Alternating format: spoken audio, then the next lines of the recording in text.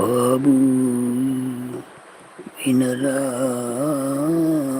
అన్నా తమ్ముల పదవొకటి, కొలతలు లేని నలుగురు కలిసి సాగించారు పండంటి కాపురం.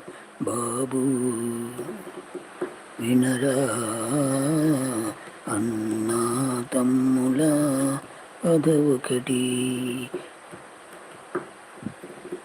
అన్న మనసులో ఉన్నవి ఎన్నో కోరికలు, తమ్ములకు జరగాలి పెళ్ళి పేరంటాలు, పిల్లలతో ఆ ఇల్లు నివసిల్లాలి, కలకాలం ఇలాగే కలిసి ఉండాలి.